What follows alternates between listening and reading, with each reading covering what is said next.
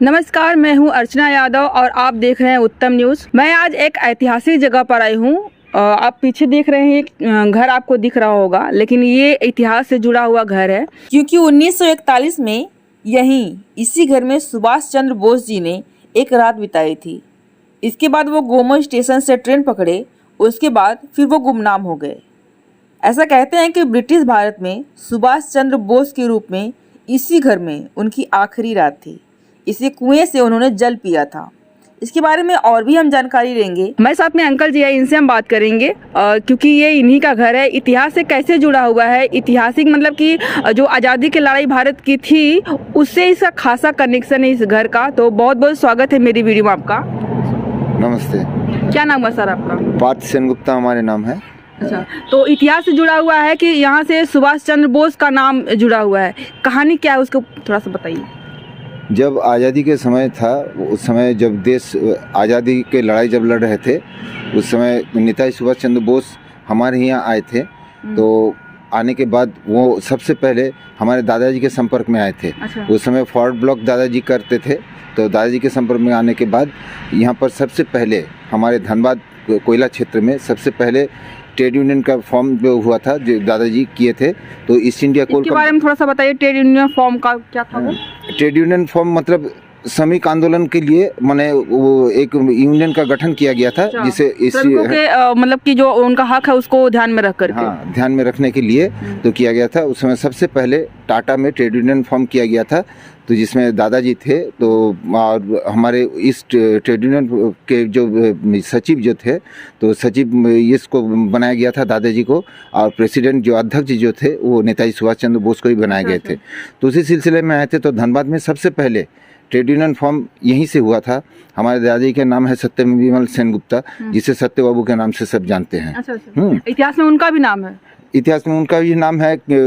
ये हमारे जो एक बांग्ला किताब है, आमी सुभाष बोलची है, बोल के एक किताब है, उसमें भी इसका जिक्र किया गया था। अच्छा। उस समय बरारी में भी आए हुए थे, FRI में भी आए हुए थे। तो नेताजी कुछ जगह जो अंग्रेजों के खिलाफ भारतीयों को जो स्वतंत्रता सेनानी है या फिर जो देश के लिए जो लड़ रहे थे, उन लोग के साथ गुप्त मीटिंग सभाएं करते थे, तो छिप के करते थे।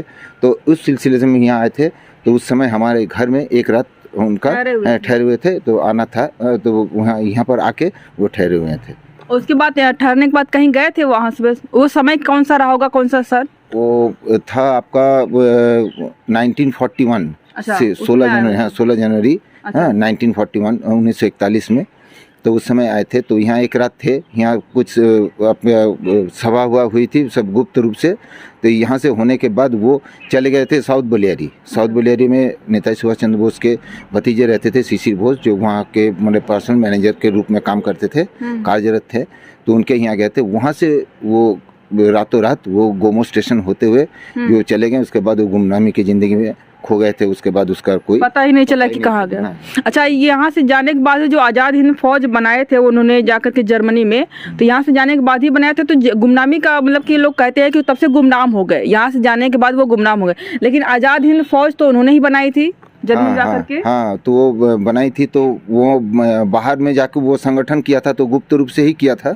हाँ, गुप्त रूप से ही किया था। उसके बाद वो मणिपुर आए थे, हाँ, और वहाँ भी आकर वो अपना अंडमान निकोबार होते हुए, हाँ अंडमान निकोबार आते हुए मणिपुर आए थे। उसके बाद वहाँ अपने संगठन बनाए थे। और माने यहाँ से वो जो चले जाने के बाद उसका कहाँ जो संगठन था, इसके बारे में हमारे ठोस जानकारी नहीं है। वो किस तरह का मैंने वो संगठन किए थे, कहाँ गए थे। लेकिन हमारे जो ये है भागा से होते हुए वो गोमो स्टेशन में जाकर वहाँ से वो कालका मिल पकड़ के जो वो चले गए थे। उसके बाद से अच्छा, यहाँ का जो भागा स्टेशन है, यहाँ से आपके घर से निकले थे तो भागा स्टेशन गए थे, भागा से भी ट्रेन पर के गोमो गए थे ना? यहाँ से एकदम उनका एक ऑस्टिन कार था। अच्छा। वो जो पुश्तैनी उसका कार थे, ऑस्टिन कार, उसी कार से ही वो चले गए थे। अच्छा, गोमो गए थे? हाँ, गोमो गए थे। मैंने कलकत्ता से आते हुए एकदम आसनसोल के रास्ते से आते हुए वहाँ आए थे, यहाँ ठहरे थे। यहाँ ठहरने के बाद फिर उसी गाड़ी से वो रातों रात यहाँ से निकल गए थे। उसके बाद वो गोमो स्टेशन चले गए थे, उसी ऑस्टिन गाड़ी से। वो गाड़ी उसे गोमो स्टेशन पर छोड़ देने के बाद नेताजी वहाँ से कालका मिल पकड़ के जो चले गए। उसके बाद उसका पता नहीं है कहाँ गए, पता नहीं चला। तो अच्छा आए थे जब, तो यहाँ पे देख रहे हैं मिलन कुटीर लिखा हुआ है ऊपर में, तो क्या यहीं पे बैठे हुए थे, वो यहीं पे थे? ये यही जगह है, इसी जगह में कुर्सी पर बैठे हुए थे। अच्छा। हैं तो यार एक दिन वो ठहरे भी थे, है वो कुर्सी पर बैठे हुए थे, ठहरे थे। उसके बाद कुछ संगठन के लोग जो थे, जो दादाजी के साथ जो कुछ लेबर जो थे, वो यूनियन के संगठन के रूप में, तो उन लोगों के साथ वो वार्तालाप किए, किस तरह यूनियन का संगठन किया जाए, किस तरह ब्रिटिशों के खिलाफ लड़ा जाए, इस तरह मैंने किस तरह आंदोलन को आगे बढ़ाया जाए, इस तरह का कुछ सुझाव वो देने के लिए आए थे। तो दादाजी से वही संपर्क हुए थे, तो एक रात यहाँ थे, उसके बाद यहाँ से चले गए। अच्छा, दादाजी के आपके साथ उनका रिश्ता कैसा था? क्योंकि जब आए हुए थे यहाँ तो कोई तो रिश्ता रहा होगा, या परिचय पहले से रहा होगा? परिचय नहीं, मतलब दादाजी तो फोर्ट ब्लॉक तो करते थे। हाँ। तो नेताजी फोर्ट ब्लॉक के ही संस्थापक थे। तो इस सिलसिले में जो परिचय था, तो इस सिलसिले में जब वो उनका धनबाद आना हुआ, तो सबसे पहले वो दादाजी के संपर्क में आए, और दादाजी भी उनसे प्रभावित काफ़ी थे, हैं। तो बस इसीलिए वो संगठन के रूप में, और इस तरह मतलब कि श्रमिक आंदोलन को किस तौर पर, किस दिशा पर ले लिया जाए, या फिर किस तरह आंदोलन को आगे बढ़ाया जाए, इस सिलसिले में नेताजी से उनके वार्तालाप होते होते आपस में उन लोग का एक। अच्छा, आपसे आप जो है कि आप तो छोटे रहेंगे, दादाजी से आपसे बातचीत हुई है? मतलब जिंदा थे जब आप छोटे रहे होंगे? बाद में बातचीत नहीं हुई?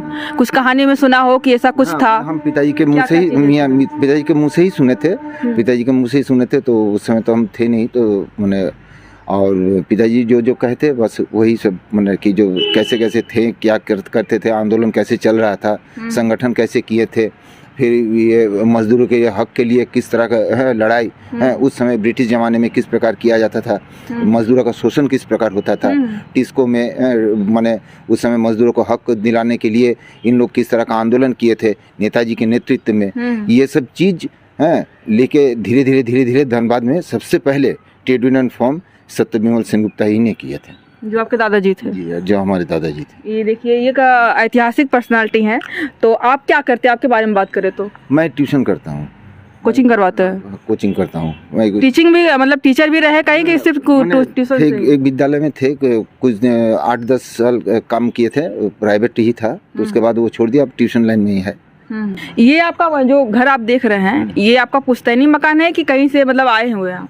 ना, हम लोग पुश्तैनी मकान है। अच्छा, इसी घर में बैठे वो जब सुभाष चंद्र बोस जी आए हुए थे, तो इसी घर में थे कि ये मतलब तोड़ करके फिर से दोबारा बनाया गया है? इसी घर में थे। ये पुराना है? ये पुराना ही है, पुराना ही। इसका दूसरा कोई नवीनीकरण नहीं किया गया? नवीनीकरण नहीं किया गया।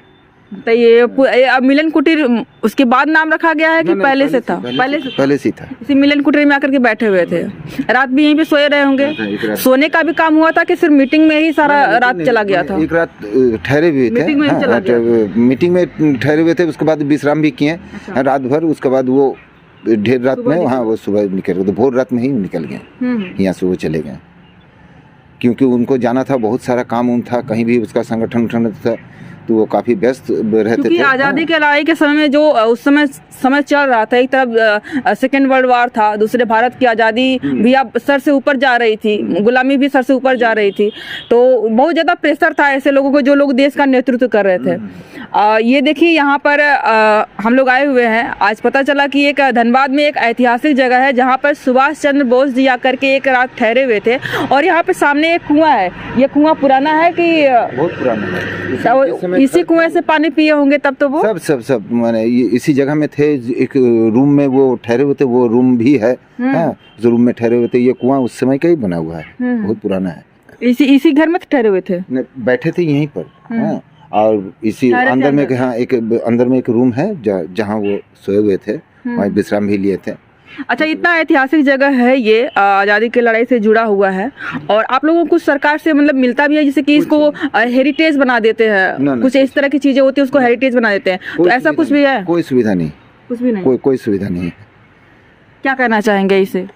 तो हम लोग कई बार बोले, कई पत्रकार जो इसके पहले भी काफ़ी समय तक वो आए थे, वो मैंने बार हम लोग आते हैं, पूछते रहते हैं कि क्या आप लोग को सुविधा मिलता है कि नहीं, इसका सुविधा है कि नहीं, आपका जो माँ है उनको पेंशन वगैरह मिलता है कि नहीं, या फिर और कोई भी सरकारी सुविधा तो सुविधा आज तक नहीं मिला। उन लोग आते हैं, लिख के चले जाते हैं, लेकिन कोई सुविधा उन लोग को अभी सरकार की तरफ से नहीं। क्योंकि ऐसी चीज़ें होती हैं जब इस तरह की चीज़ें मिलती हैं जो आज़ादी की लड़ाई से जुड़ी हुई या फिर किसी ऐतिहासिक चीज़ से जुड़ी हुई, तो सरकार उसको हेरिटेज बना देती है कि इसको संरक्षित कर देती है। इसको आकर के लोग देखते हैं और मतलब इतिहास को सीखते हैं कि यहाँ पर आए थे, बैठे थे। इस चीज़ें अब दुर्लभ है कहें तो, है ना। तो इसको संरक्षित करने के सरकार कुछ भी नहीं कर रही है। कुछ आज तक ऐसे कोई कदम भी नहीं उठाया और ना ही ऐसे कोई प्रस्ताव हमारे पास आज तक आए हैं, अभी तक कुछ नहीं आया। आप चाहते हैं कि इसको संरक्षित किया जाए, हेरिटेज बनाया जाए? अगर लोग आते हैं, देखते हैं, हम लोग तो यहाँ है ही है, लोग आते हैं, देखते हैं, लेके जाते हैं यहाँ से, मैंने क्या थे उनका यहाँ, मैंने कैसे आना हुआ था, कैसे क्या था, जब आते हैं लिखते तो हम लोग खबर दे देते हैं, तो हम लोग को अच्छा लगता है, हाँ अच्छा लगता है। लेकिन आज तक ऐसे कोई सुविधा ऐसे नहीं हुआ। आप चाहते हैं कि सरकार ऐसा कुछ करे? चाहते तो बहुत कुछ है, लेकिन सरकार तो बहुत सारे सरकार आए, बहुत सारे सरकार गए, लेकिन अभी तक कुछ नहीं हुआ, कुछ नहीं किया।